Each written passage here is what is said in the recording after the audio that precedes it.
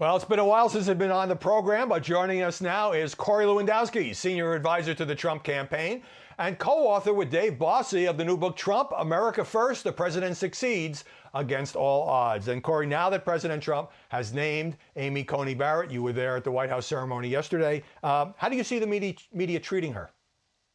Well, look, Howie, we're already seeing the double standard. She's being criticized for being the first Supreme Court nominee who has school-aged children, and they're using that against her. Why wouldn't the media come out and say, this should be commended? This is what we want. We have a woman who may be one of the greatest legal minds of her generation. She obviously has a difficult work-family balance. This should be praised, a woman of this magnitude who has 7 children, who has the opportunity to sit on the high court. We should see more women coming out supporting her.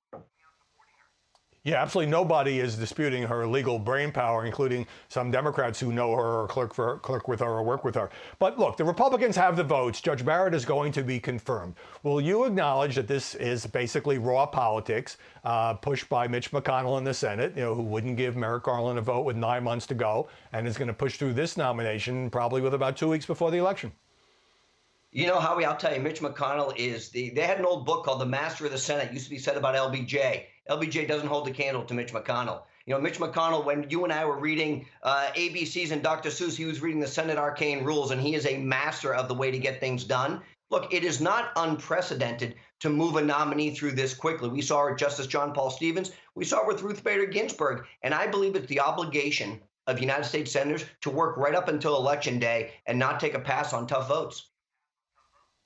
The president, as you know, has caused a continuing media firestorm with his "we'll have to see what happens" answer a couple of times now on this question of a peaceful transfer of power. Now, over the weekend, Joe Biden was interviewed by MSNBC's Stephanie Ruhle. I want you to listen to the question and the answer.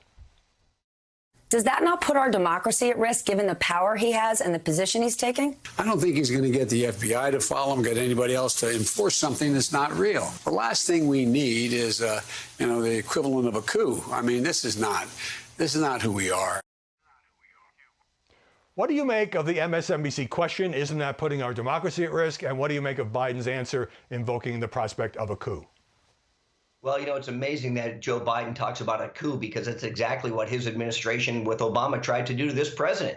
Joe Biden has now admitted that in January, after the president was the president-elect, they opened up an investigation into him. They spied on the Trump campaign. They spied on the Trump family. They unmasked individuals. They went after Michael Flynn and so many others, all with the knowledge or at least the consent, either the consent or the knowledge of Barack Obama and Joe Biden. So it's interesting how we've talked about this smooth transition of power should Donald Trump lose, which I don't think he will. But it was the Obama-Biden administration that did not have a peaceful transition of power. That's the most incredible hypocrisy of the whole thing. Any quick thought on the way the question was framed to the former vice president? Well, look, it's such a loaded question. And, what we see today, even today, Howie, the vice president's not out doing Sunday shows, but he sent his wife out. He's not capable from a mental acuity standpoint to answer tough questions. He refuses to come on your network to answer any question. So he sends his wife out to other networks, but he goes to the friendly networks to ask loaded questions. Well, when you say that kind of thing, we talked about this earlier, you got the big debate coming up in 2 days. Aren't you and all the people in Trump world setting a pretty low bar for Joe Biden, who may come out and have a good performance because people are not expecting that now based on your criticism? No, look, Howie, I think Joe Biden's going to have a good performance. He's been preparing for this for 30 years to be the Democratic nominee for president. He's run 3 times for this. This is his first opportunity to debate one-on-one with the Republican nominee. He's going to be ready. He's been doing this for 47 years. Donald Trump's been doing this for 47 months. So Joe Biden's going to have to answer why his record has been so poor. And look, Joe Biden said, I think yesterday, the day before, he got elected to the Senate 180 years ago. I mean, look, we are ready for the gas that he's going to present, but kid you not, Joe Biden is going to be prepared when he walks on that debate stage. All right. In your book, you describe how John Kelly threw you up against a wall in the White House, ripping the buttons off your jacket in a dispute about your access to the president. That's what I call a vigorous exchange of views. You also talk about going in there and telling top campaign officials that they were woefully behind, weren't ready for the midterms, and then impeachment would follow. Those things did happen. But isn't the campaign today trailing, at least according to the latest polls? New York Times, Washington Post today have the president behind 8 to 10 points and in available cash.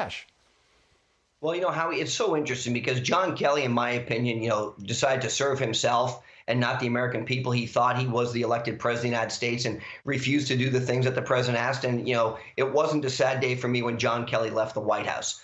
Moving on from that, the campaign where we stand today, we've knocked on 10 million doors almost weekly. Joe Biden hasn't knocked on one. We haven't seen one of Joe Biden's surrogates in the state of Ohio or New Hampshire, the battleground states. Our surrogates are in these places every day. I'm going to be with the president Wednesday in Minnesota. I'm going to be with him on Saturday in Wisconsin, on Friday in Florida. This president is working hard to remind the American people of the promises he's made and the promises he's kept. Well, Joe Biden continues to run the Hillary Clinton campaign, which is hide in the basement and hope for a good debate. Look, I like our odds with Donald Trump. He's going to win.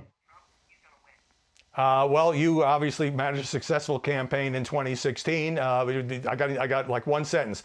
Do you think right now the president's the underdog? I think he is the underdog because he's the outsider and he's still going to win. All right. Corey Lewandowski, good to see you again. Thanks very much for joining us. Thanks, Howie.